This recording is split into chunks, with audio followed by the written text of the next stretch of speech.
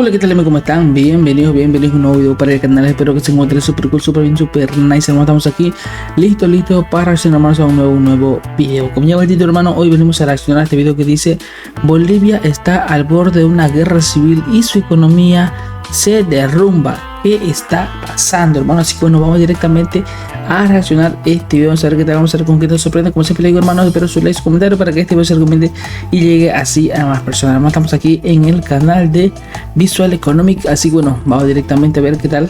Y el link del video original obviamente se le dará acá aquí en la descripción del video, hermano. Así que bueno, vamos a darle, hermano, vamos a reaccionar este video. Bolivia lleva semanas al borde de una guerra civil. En los últimos meses, el país ha experimentado un autogolpe de estado, 2 intentos de asesinato contra Evo Morales, uno de ellos con 14 disparos a su vehículo, y una escalada de violencia callejera que recuerda más a países como Siria que a un país en democracia. Lo más alarmante es que esto no es un episodio aislado ni temporal, es el síntoma de un derrumbe estructural. Violencia en Bolivia, 5 muertos en enfrentamientos entre la policía y seguidores de Evo Morales. El país está dividido en dos. Por un lado, el gobierno del presidente Luis Arce, debilitado, sin gasolina, sin dólares y sin soluciones, pero con control político formal. Pero es que por el otro lado está Evo Morales, el expresidente, pero ahora convertido en un prófugo de la justicia que está acusado de pedofilia, de tráfico de personas y de un intento de golpe de estado. Pero aún así sigue con poder, sigue controlando la región de Chapare como si fuera un feudo personal, atrincherado frente a la justicia. En su zona no entra el Estado, entra Evo y lo reciben como un auténtico rey. Mientras tanto, fuera de ese territorio, las calles están ardiendo. Dinamita contra los policías, autobuses incendiados, bloqueos en las calles y una economía que no solo se ha estancado, sino que se está desplomando.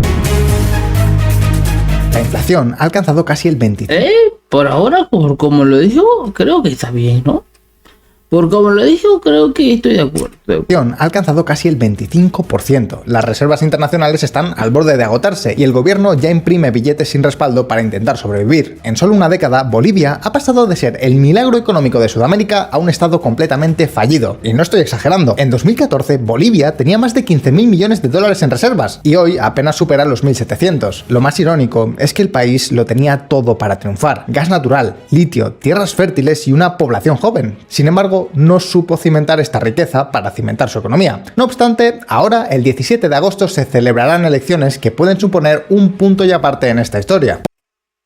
Hermano, estamos a unos días ya para Por eso. lo que la pregunta es, ¿qué es lo que ha conducido a Bolivia a todo esto? ¿Qué alternativas tiene para salir adelante? ¿Podrá el país evitar el colapso? Pues en este vídeo te lo contamos, pero antes quiero advertiros de un peligro. Están saliendo muchas cuentas falsas en Instagram haciéndose pasar por nosotros. ¿Cuál es su objetivo? Pues seguramente recordéis que hace unos meses lanzamos la formación universitaria en inversión multimercado con la Universidad de las Hespérides. Pues bien, fue todo un éxito, tanto en satisfacción de los alumnos como en alumnos inscritos, porque fue la más exitosa del mercado hispanohablante de toda la historia. No vienen de ahora. El PIB de Bolivia lleva 10 años estancado. Mientras Perú, Paraguay o incluso Ecuador intentan reinventarse, Bolivia sigue atrapada en un modelo dependiente de recursos agotados, con una es el problema. Ahorita seguimos con ese mismo pensamiento, sigue con la misma ideología.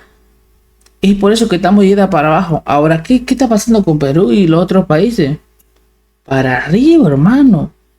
Para arriba. ¿Qué pasa, hermano? Y Bolivia, mientras más pasan los años, para abajo, hermano.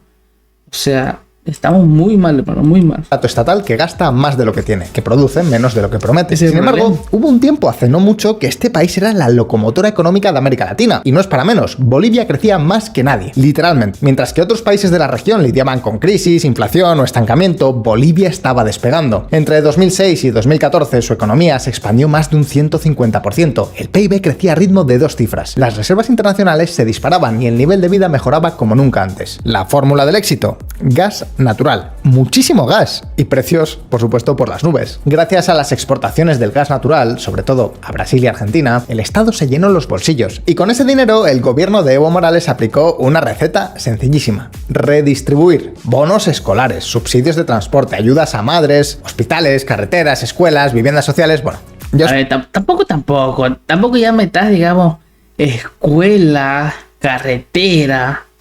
Tampoco, hermano, tampoco. Hice algunas cosas, sí, pero no me englobes a todo como si vos hizo demasiado, hermano. Ya os podéis imaginar. Un festín de gasto público que transformó el país en muy poco tiempo. Pero claro, había un problema. Todo dependía de una sola cosa, el gas natural. Y no del gas en sí, sino de que alguien quisiera comprarlo y a buen precio. Y claro, eso no siempre es posible.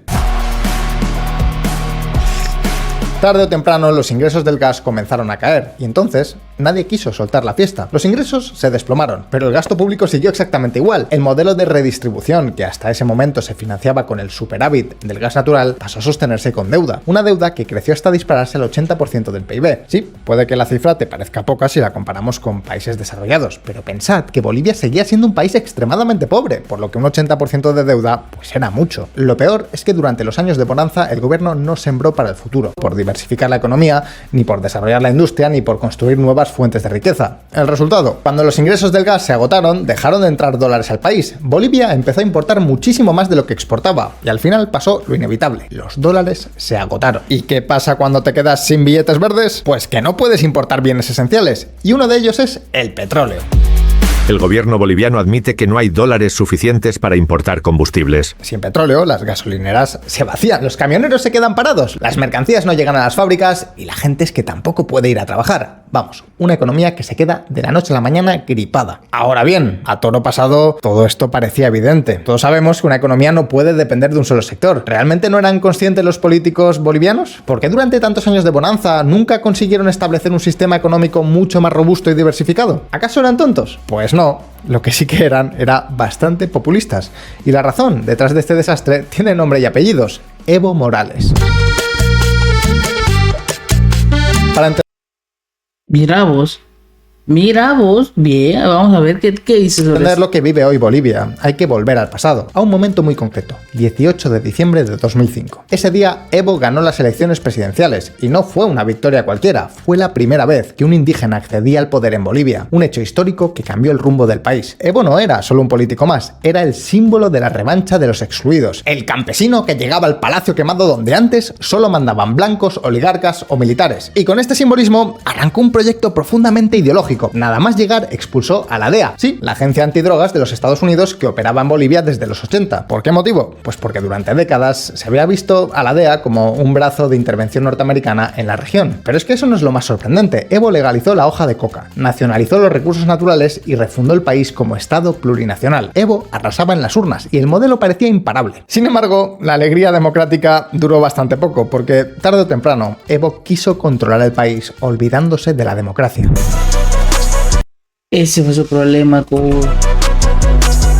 Veréis, la Constitución de 2009, impulsada por el propio Evo, establecía algo muy claro: solo se permitía una reelección consecutiva de presidente. Vamos, que un presidente no podía repetir mandato más de 2 veces. El problema es que cuando a Evo le llegó el límite, en vez de salir y cumplir el límite de mandatos que él mismo había impuesto, el presidente se atornilló en el poder.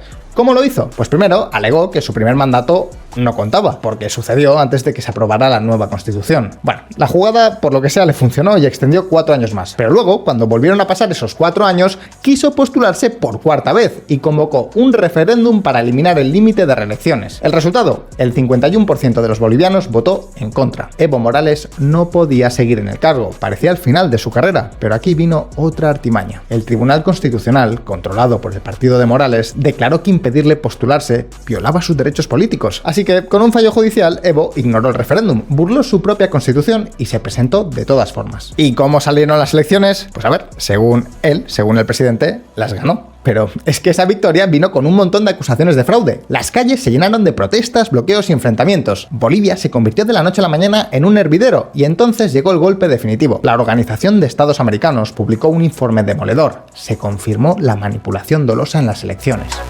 Informe final de la OEA sobre elecciones en Bolivia señala manipulación dolosa. Con ese respaldo internacional, la presión contra Evo subió al máximo. Las Fuerzas Armadas llegaron a traicionar al propio presidente y a Evo no le quedó otra solución que renunciar. Después de casi 14 años al poder, el hombre fuerte de Bolivia salió por la puerta de atrás, y además literalmente, porque acabó exiliado en México y Argentina. Y llegados hasta aquí, la historia pues podría haber acabado. Pero faltaba un último giro de guión, porque lo que vino después fue incluso peor que esto. Evo había abandonado Bolivia finalmente. Yo una vez lo dije en algún video, hermano. O sea, ya, mira, tuviste tantos años, o ya al final y al cabo te saliste por la puerta de atrás, como sea. Ahora volvió, porque obviamente ganó el MAS, tuvo Arce, y siguió, y siguió, y siguió, ahora que sigue, que votó nulo, y cuánta más mierda. O sea, mucha cagada, hermano. Es que... ¿Qué tiene en la cabeza, hermano? Es que está enfermo, hermano, de verdad. Está enfermo de poder, no sé. Eso no es querer bien, hermano, para Bolivia, es querer bien para él, para su bolsillo, para su grupo de gente, nomás, hermano. Y ellos somos todo el país. Eso es su grupo nomás. Todo el país sabe que es solo su grupo. Ellos lo saben. Lo que pasa es que la solución fue peor que la enfermedad. Sin el presidente, el país entero entró en un limbo político con un gran vacío de poder, y en medio del caos apareció un nuevo nombre, Jeanine Áñez, senadora opositora, cristiana conservadora y sin mucho peso político, pero aún así fue proclamada presidenta interina de Bolivia. Pero ojo, fue nombrada en una sesión parlamentaria sin quórum y con medio congreso vacío. Vamos, que esta proclamación fue bastante dudosa. Aún así, Áñez prometió pacificar el país, pero lo que vino después fue de todo menos paz. Su gobierno, que debía ser corto y de transición hasta unas nuevas elecciones, se acabó convirtiendo en una administración revanchista desde el primer día. La señal más clara, el decreto 4078, una orden que blindaba legalmente a militares y policías en operativos de restablecimiento del orden, es decir, que les daba poder para ejercer la tiranía política. Un ejemplo, el 15 de noviembre, en Sacaba, la policía y las fuerzas armadas abrieron fuego contra manifestantes cocaleros. Murieron al menos 11 personas. 4 días más tarde, en Sencata, otro operativo dejó otros 11 muertos. Ningún agente fue herido, pero decenas de civiles terminaron con disparos, heridas graves o incluso fallecidos. Informes de organismos internacionales como CIDH y expertos independientes hablaron literalmente de masacres de Estado. La Fiscalía Boliviana pide 30 años de prisión para la expresidenta Jeanine Áñez por las masacres de 2019. La pregunta es, ¿qué hacía Evo Morales mientras tanto? Pues lo que hacía era aprovechar el momento desde Argentina, en el exilio, para hacer una oposición brutal a Áñez. La acusó de dar un golpe de Estado, y esto volvió a dar alas al partido del expresidente. Dejó de ser el malo de la película, y fue entonces cuando llegaron las nuevas elecciones, en 2020.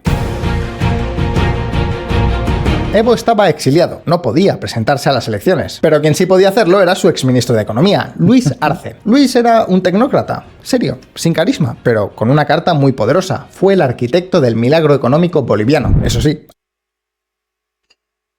Aquel milagro a base de gas natural. Arce representaba la calma en medio de la tormenta, y el resultado fue aplastante. Ganó las elecciones con más del 55% de los votos. Y claro, con Arce en el poder, Evo ya tuvo vía libre para volver del exilio.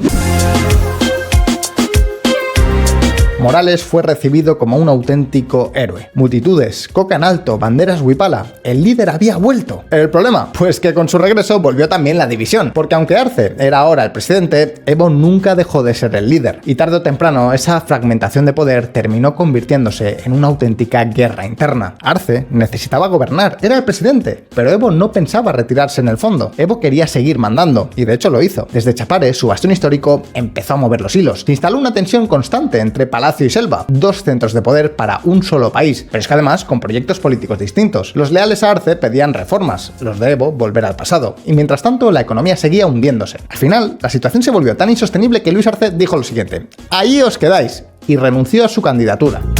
Luis Arce declina su candidatura a la reelección en Bolivia y llama a Evo Morales a hacer lo mismo. Ahora bien, esta renuncia iba con trampa, porque tras bajarse del burro, Arce retó a Evo para que hiciera exactamente lo mismo y diera un paso a una nueva generación de políticos. ¿La respuesta? Pues Evo insinuó que se bajaba, pero a regañadientes. Habló de inhabilitación por parte de Arce, de persecución, pero no de retiro voluntario, ya que recordemos, su gobierno es una especie de poder paralelo entre las sombras.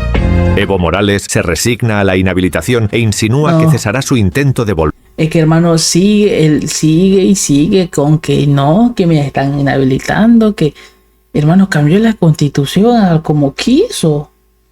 Que se vaya a la mierda, hermano Evo, de verdad.